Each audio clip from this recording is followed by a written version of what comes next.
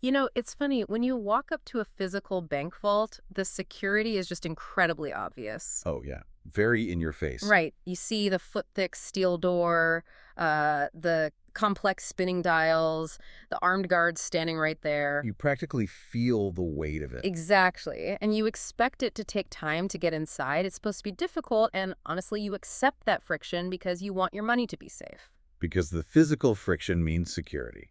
But then when you log into your bank app on your phone, you want to be inside that vault in like exactly 1.2 Yeah, seconds. anything longer is just unacceptable to us now. Totally. Any extra password prompt or a loading screen, and suddenly you are incredibly annoyed. Yeah. You want that giant steel vault door to be made of air. It really is the ultimate modern paradox. Yeah. I mean, we demand absolute, impenetrable security for our money and our personal data, but we simultaneously demand a completely frictionless, invisible experience. We want both. Right. We refuse to compromise on either. And today, we are looking at the actual blueprints for how companies are building that invisible vault. So, welcome to this deep dive. Glad to be here for this one. Today, we've got a stack of internal architecture, corporate strategy, and technical documentation from TransUnion. Specifically, it's detailing a product they call TruValidate.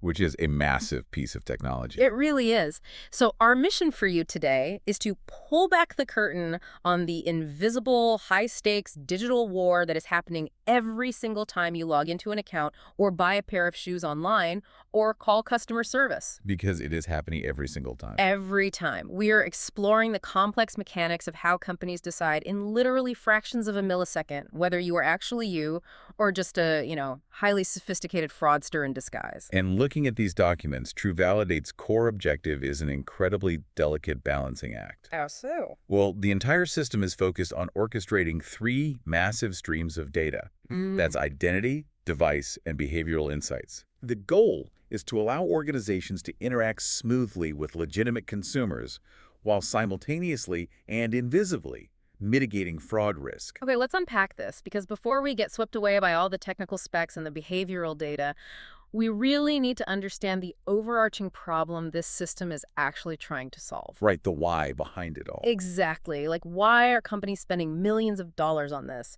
And looking at the documentation, TruValidate essentially has three main value propositions for the corporations that buy it. And they are very distinct goals. Yeah.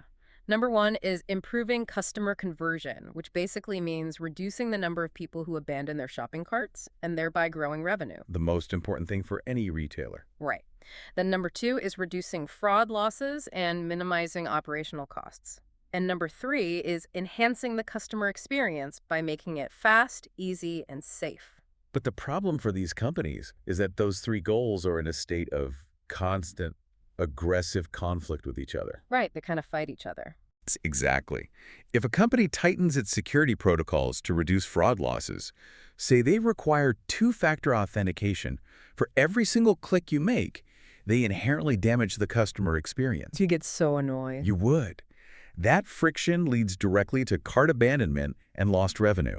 But if they loosen security to boost conversion and make checking out a breeze, their fraud losses immediately skyrocket. So think of it like a bouncer at a highly exclusive club. Ooh, I like that analogy. Yeah, if your bouncer is way too aggressive, checking every single ID under a black light, asking for secondary proof of address, making everyone wait 20 minutes in the freezing cold as the line wraps around the block. People are going to give up.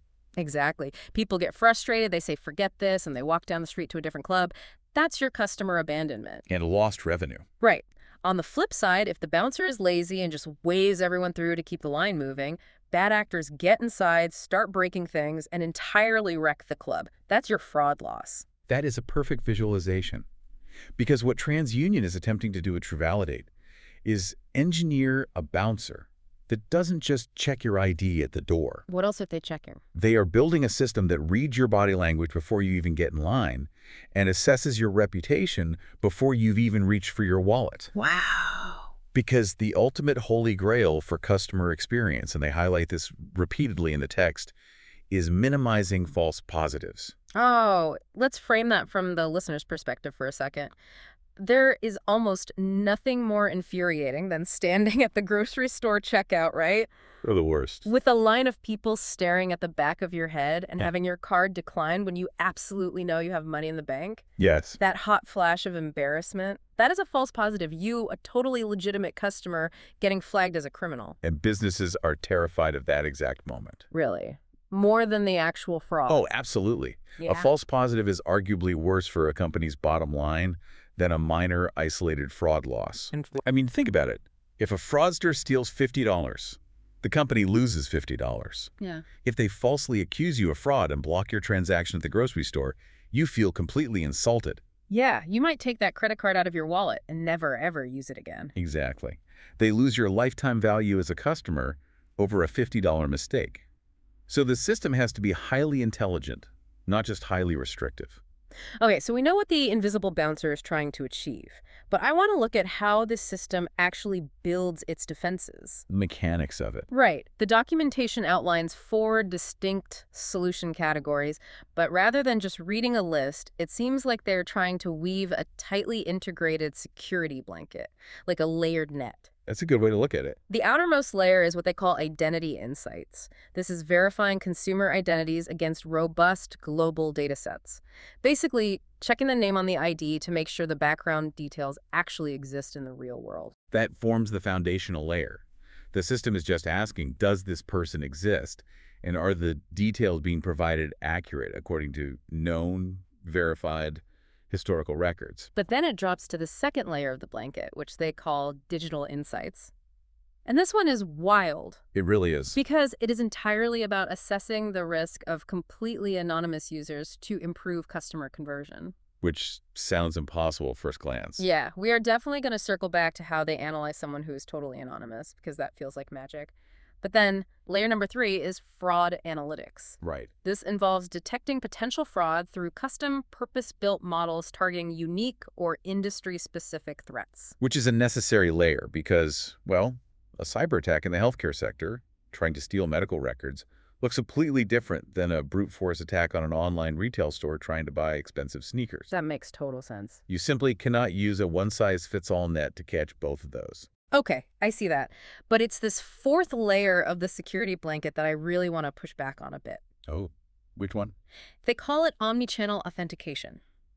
The documents describe this as providing secure, seamless experiences across both call center and digital channels. Yes, connecting the two. And I'm just struggling to understand the necessity here. I mean, if I'm on a mobile app, I get why you need software security. Sure. But if I get frustrated and call the 1-800 number, I'm talking to a human being. Doesn't the very act of speaking to a human naturally filter out the automated bots? Why do we need a sophisticated software link between the app and the phone line? Well, what's fascinating here is how human behavior and fraudster behavior diverge, or rather, how they actively mimic each other when they hit a roadblock. What do you mean? Okay, if you forget your password on a banking app, you might try guessing it 3 times, get locked out, and then call customer service for help. Yeah, I've done that. Fraudsters do the exact same thing, utilizing a tactic called channel hopping. Channel hopping. Yes. They try to exploit a weak link in the chain. They might use stolen credentials to try and log in online. When the digital security blanket catches them and blocks the login, they don't just give up. Oh, they switch channels. Exactly.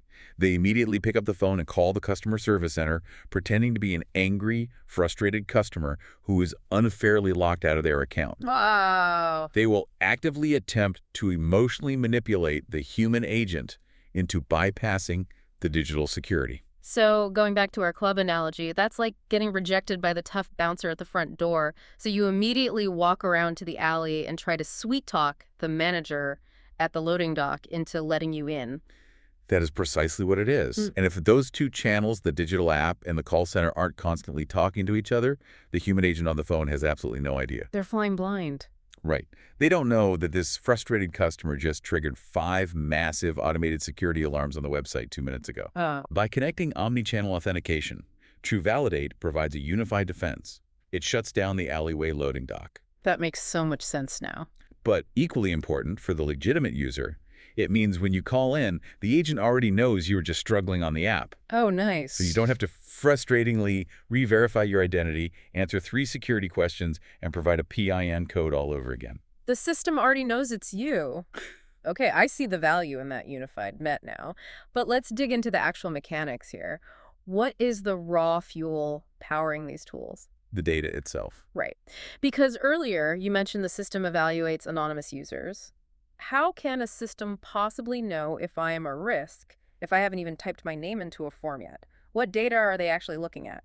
To understand how they evaluate someone without a name, we have to look at how identity is actually constructed in the modern digital landscape. Okay. Identity is no longer just a static piece of data like a birth date. Yeah. It is a massive, incredibly complex web of behavioral telemetry. Here's where it gets really interesting, because while I was reading through the TransUnion source text trying to figure out how they track this behavior, I found this incredible moment of perfect symmetry. Oh, the privacy policy. Yes, at the very bottom of the document, there is a link to their own privacy preference center.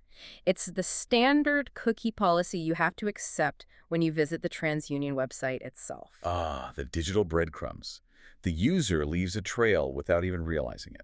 And TransUnion actually explains to the user what these tracking cookies do. They list performance cookies, which count your visits and track your traffic sources to see exactly how you move around the site. Right. They list targeting cookies, which build a profile of your interests. And the text specifically notes that these cookies do not store directly personal information, but are based on uniquely identifying your browser and internet device. And functional cookies, too. Yes, they list functional cookies for personalization. The irony is brilliant. The very cookies TransUnion is telling you about on their own corporate site, the tracking of your traffic, the unique identification of your hardware, these are the exact types of behavioral footprints that a tool like TruValidate uses to evaluate anonymous users. It perfectly illuminates the underlying mechanism.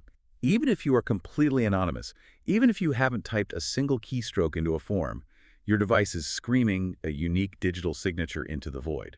But how does that actually work? It still sounds a bit like magic, or frankly, a bit terrifying from a privacy standpoint. Like, are they literally watching me type? No, it's not about reading your personal information or watching your screen. It's about anonymized hashed hardware telemetry. Hardware telemetry, break that down for me. Let's look at what a device signature actually is. The moment you land on a page, the system can instantly see your IP address, the specific version of the operating system you are running, the exact screen resolution of your phone, the battery level, and the specific fonts installed on your browser. Wait, my battery level? Yes. Your battery status, combined with all those other micrometrics, creates a highly specific, uniquely identifiable composite profile. That is wild, just from the battery and fonts. But TruValidate goes beyond just the hardware. They track the physical behavior, too. Physical behavior, like how I hold the phone. Exactly. It's utilizing the microtelemetry from your phone's built-in gyroscope and accelerometer. You're kidding. No, the system registers the slight human jitter of your hand as you hold the device. It registers the exact cadence and speed at which you swipe or tap the screen. So it's measuring the physical physics of how I interact with the glass. Precisely. And that is why it is so incredibly effective against fraudsters. Because they don't have hands. Right. A bot farm operating out of a massive server rack in a foreign country doesn't have a gyroscope slightly vibrating to the ambient bass of a local coffee shop. Oh, wow. It doesn't have human hesitation in its swipe. Mm-hmm. Spoofing a name or buying stolen passwords on the dark web is cheap and easy for a criminal. Sure, happens all the time. But spoofing the exact hardware footprint, battery level, screen resolution, and human behavioral cadence of your specific mobile phone while routing it through a legitimate-looking network, that is extraordinarily difficult and economically unviable at scale. That perfectly contextualizes one of the quotes in the source material. There's a testimonial from Eddie Vaughn. He's the UK fraud and financial crime manager. You remember that one? Yeah. He says, and I quote, "Results appeared immediately once we implemented TruValidate device risk. It was huge." And it was huge for him because device risk is almost always a faster, more reliable indicator of malicious intent than identity risk. More than identity. Think about it. If the identity details look absolutely perfect, the fraudster has your correct name, your correct address, and your correct password. But the system sees that the device making the request is a known, headless server farm that has attempted 10,000 different logins in the last hour. Then the password doesn't even matter. Exactly. The system doesn't care that the password is right. The device risk completely overrides the identity match, and the transaction is blocked instantly. So it's like someone showing up to the VIP club in a perfect tailored tuxedo, holding a flawless, legitimate invitation, but they just pulled up to the front door in a stolen getaway car with the engine still running. That's a great image. Right. The bouncer doesn't even bother looking at the invitation at that point. The vehicle gives away the intent long before the person even speaks. Wow. So we've seen the theory, we've explored the device tracking, the gyroscopes, the behavioral telemetry. Now I really want to transition to the front lines. Who is actually doing this? Yeah, who is actually using this technology? Because the documentation outlines a wildly broad application across multiple industries. It's everywhere now. It lists gaming, financial services, public sector, automotive, healthcare, insurance, media, and entertainment. It's clear this isn't just a banking tool anymore. Well, every single industry now has a digital front door, which means every single industry is now a target for identity fraud. Okay, that makes sense. And the hidden fraud patterns they track are intensely industry-specific. Give me an example of that. Someone attempting to illegally claim unemployment benefits in the public sector behaves very differently, digitally speaking, than someone trying to cash out stolen chips in an online casino. Right, the cadence is different, the goals are different. Exactly. And the source text actually includes quotes from the actual people operating these dashboards. There's one from Christina Coder. She's a check fraud operations supervisor. Yes. She says, "Stopping fraud is why I come to work. The success we've had with TruValidate is very rewarding."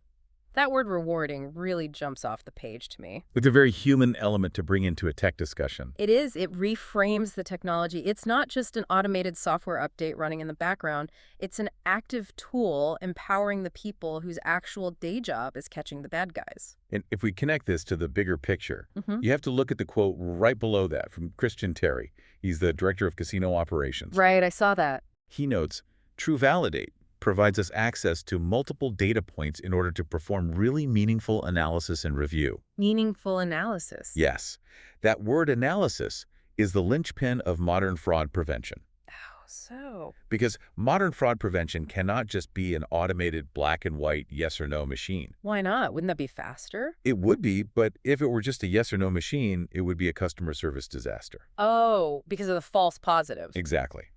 TruValidate operates as an intelligence dashboard. It gathers all these disparate, chaotic data points, the global identity checks, the device risk, the behavioral telemetry, the omnichannel activity, and it synthesizes them. It puts the puzzle together. It does. This allows a human analyst, like a check fraud supervisor or a casino director, to make incredibly nuanced, informed decisions in highly complex, high-stakes environments. Okay, I see. The software does the heavy lifting of gathering the clues, but it empowers the human to interpret the story the data is telling. Let's put ourselves on that casino floor for a second to really visualize why that's necessary. Let's do it. Imagine a massive VIP customer, like a huge high roller, standing on the casino floor trying to withdraw $50,000 in chips through the digital portal. A very high-stakes transaction. If this was just a dumb yes or no machine, it might see a massive transaction from a new phone and instantly freeze the funds. Which would be catastrophic for the relationship. That high roller is going to be furious and the casino just lost a massive client. But with the intelligence dashboard, the analyst sees the anomaly, looks at the context, sees the device is physically located inside their own casino, and can make the call to approve it. The machine surfaces the anomaly, but the human performs the meaningful analysis.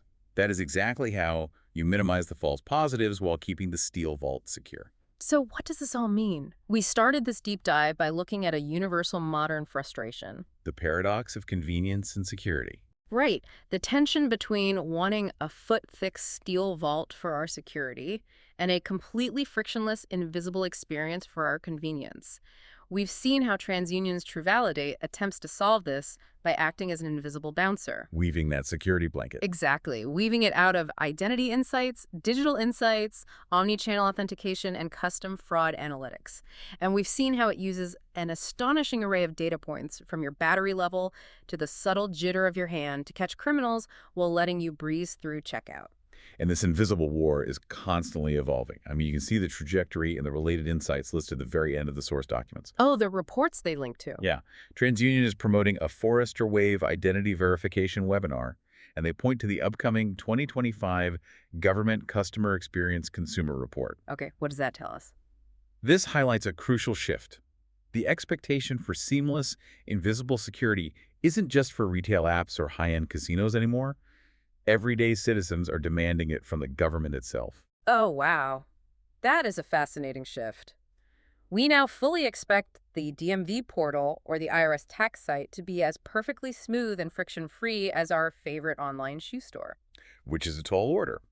And this raises an important question about the fundamental nature of identity in the 21st century. Okay. In the Sources blog section, they highlight an article titled, Detect and Mitigate Identity Fraud Risk Before Account Creation.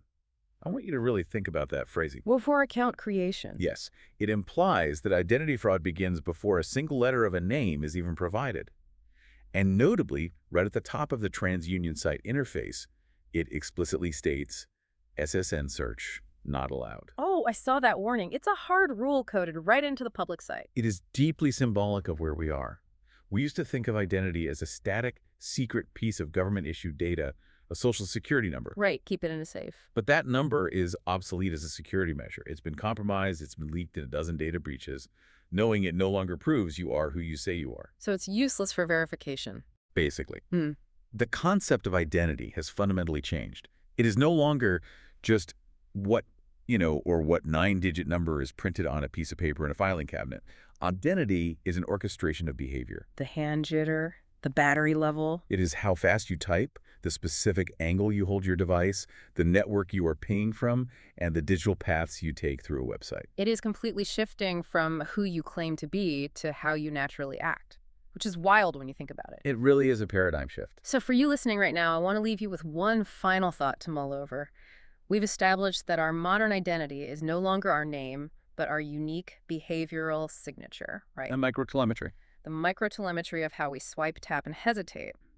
The invisible bouncer is letting us into the vault because it recognizes our digital body language. But if that is the new standard of security, what happens in 5 years? What happens when artificial intelligence becomes sophisticated enough to not just guess our passwords, but to perfectly mimic the subtle human jitter of our hands and the exact cadence of our keystrokes? When the bots learn to move like us. When the bots learn how to mimic our digital body language, how will the invisible bouncer know the difference? Something to think about the next time you breeze through a checkout without typing a word.